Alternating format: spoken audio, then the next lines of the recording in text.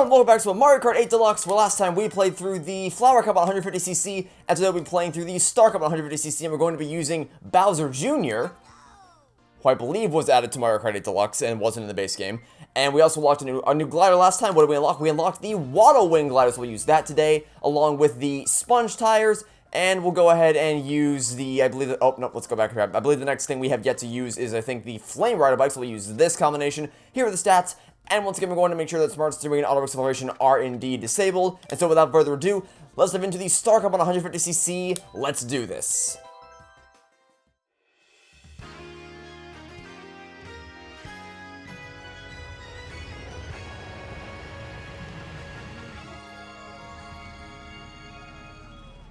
This is the final boarding call for Boost.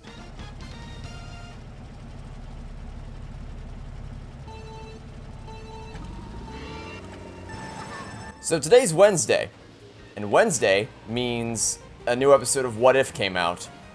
Now, I haven't seen any episodes of What If, because as you may recall, my investment in the Marvel Cinematic Universe is no longer existent, thanks to a little show called Loki, and I will hate that show for all of eternity, and I perfectly used the green shell there to destroy the banana, and I utterly bungled it with my abhorrent turning there, so we'll, from a positive aspect to a negative aspect, in a flash. Ooh! Piranha Plant. I don't think we've gotten this at the entirety of the LP up to this point. In fact, I'm almost positive we haven't gotten it yet. Yeah, so, didn't really get to show it off, but basically, thanks, Daisy, I really appreciated that. It acts as a bit of a sort of mini mushroom that every time the Piranha Plant chomps down, it'll give you a bit of a speed boost. Also, it can eat coins for you. Also, I didn't get to show it off, but if you go next to other people, what you can do is you can actually use it to bite into other people and stun them with the same caliber as you would a shell, which I tried to do there, but failed to do so that's unfortunate.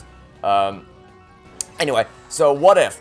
I will hate that show forever because it ruined my investment in a cinematic universe that I actually really cared a lot about, so thanks, Loki. I hate you, and I hate the writers of your show even more. Anyway, so, you may be wondering, well, why am I talking about What If I don't care about Marvel? Because I just don't, like, What If is I just feel like because it's Wednesday, well, at least for when you guys are watching this, it's Wednesday, so I figured it'd be appropriate to talk about, because I feel like it might be something that's on people's minds, so I figure it might be relevant. But, oh, hi, Plane, you're coming straight for me. Okay, you can go right over my head, thanks. But it just, like, I think even if I still gave a crap about the Marvel Cinematic Universe, I wouldn't watch the show anyway. I wouldn't care about, whether or not I was a fan of the Marvel Cinematic Universe anymore, I wouldn't really care about the show anyway, because it literally has no impact on anything. It's like, the show is literally called What If, because that's what it is. It's, hey, what if instead of this thing happening, this thing happened instead? And it's all a bunch of hypotheticals, and it doesn't have any impact on anything.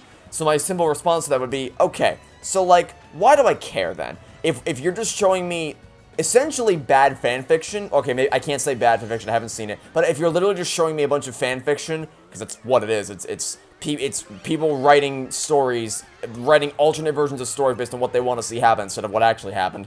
If you're just showing me fanfiction, why do I care? Like, it's the only reason why I would have been invested if I still care about the MCU is if it actually played into something that was going to happen in the future, but it doesn't. It's just glorified fanfiction. So yeah, I don't understand. This is one show that I don't understand the appeal for whatsoever.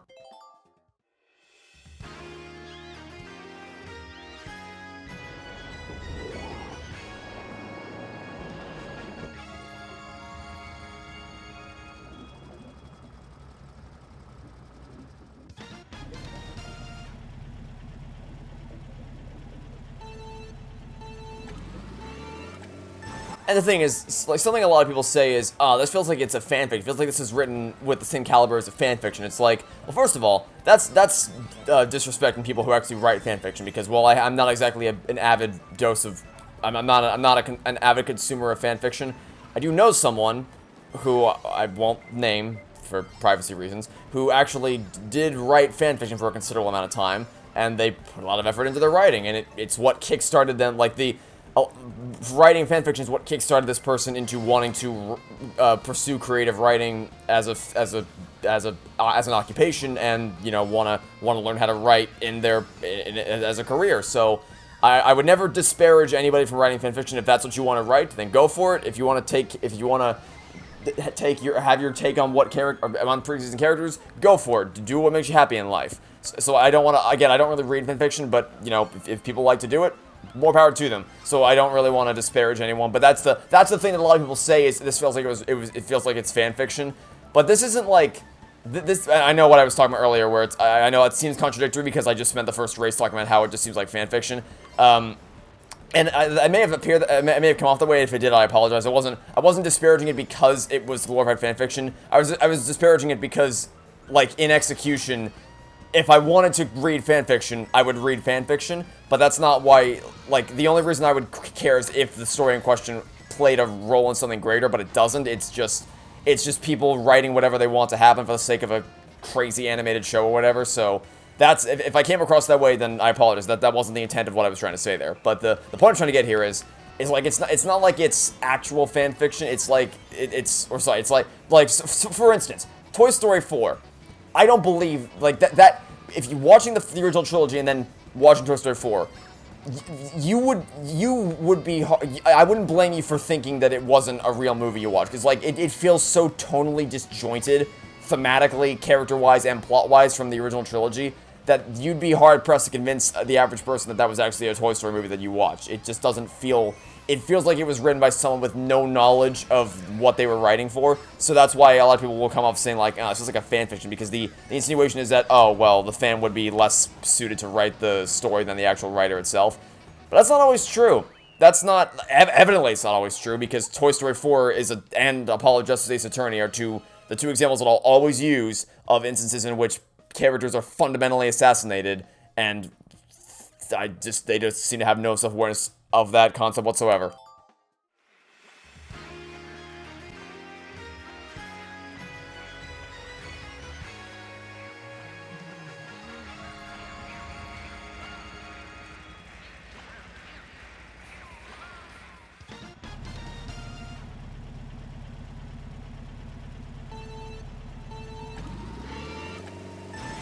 That's a topic that pops up a lot, is that the idea that fans know more or less than the writers themselves, and there's some people who you'll say that to, and they'll be like, what an insane idea you first proposed, the idea that a fan would know more than the people who actually make the thing in question. What a silly idea. It's like, I don't know, man. When things like Toy Story 4 get made, which just so blatantly spit in the face of everything the original 3 movies, and the shorts, and the TV specials, and the books, and everything, like, when it spits in the face of everything that your series has established previously, I don't know, man, kind of feels like any fan with a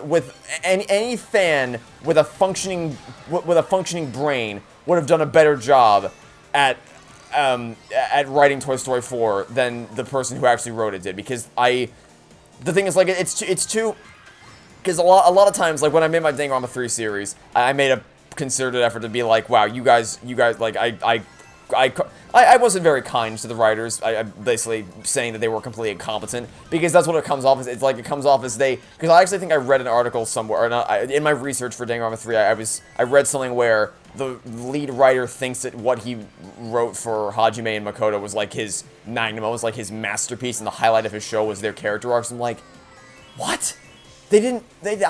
What? Like, you read that and you're like, you think you made a masterpiece. That's what you think you did. You guys think you wrote a masterpiece. You did not know that didn't happen. So, like, obviously at that point, it's like, it's not them maliciously doing anything. I can believe that Danganronpa V3 was written with malice and malicious intent, but it doesn't seem like Danganronpa 3 was done with malicious intent. It seems like it was just blatant incompetence.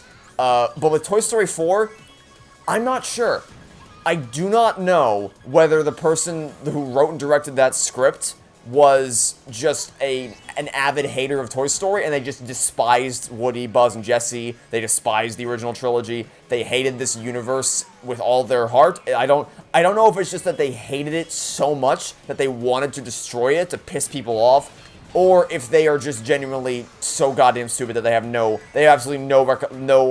have the ability to realize what they did to this world and its characters. I don't know. Like, I can't tell. Because on the one hand, the person who wrote, I think I mentioned this previously, is like, he wrote, Riley's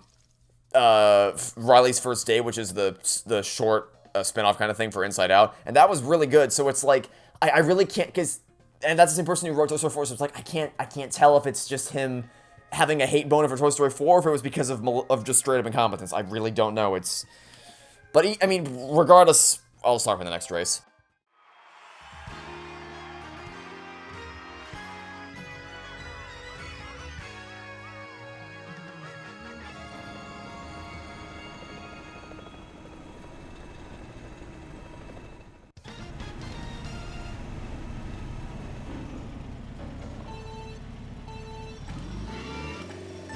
Regardless of whether or not it is actually the result of incompetence or just a lack of passion or an existence of negative passion for the franchise in question, doesn't really matter because the end result is still the same. And if the point that we're stemming from here is the idea that a fan has a better understanding of the universe than the writer is, then whether or not it was whether or not the creation of that movie was the result of someone who hated Toy Story or someone who didn't understand Toy Story, either way, it just kind of goes to prove my point that sometimes the person sometimes the official writer for the story in question doesn't necessarily know better than the people who have been adoring been a fan of the series for all their lives.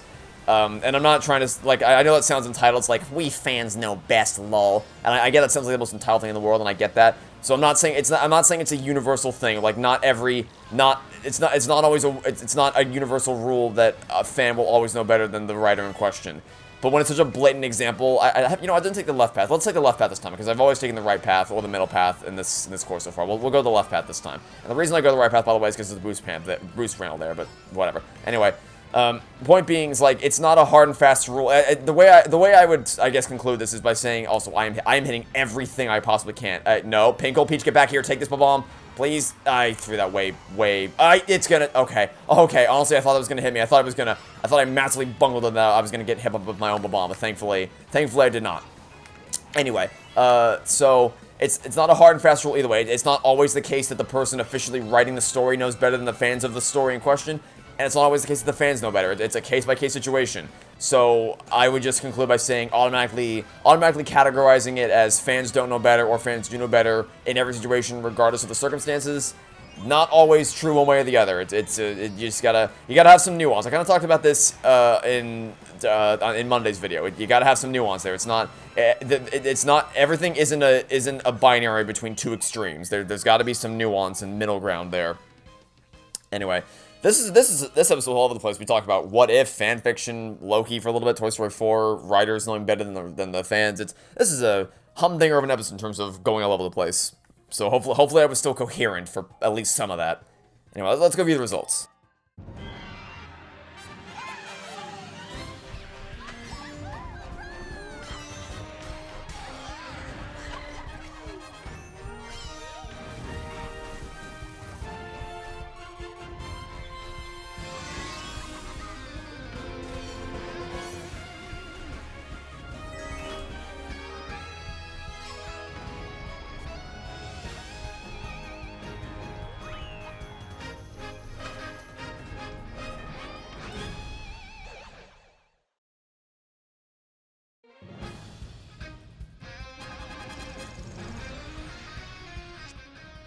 You have collected 1,000 coins, and so a new vehicle customization option has been unlocked, and we'll see what that is in the next episode. But for now, that will be it for this video. So, thanks for watching, stay tuned for next time, and I hope to catch you all tomorrow for some more Mario Kart 8 Deluxe. Goodbye!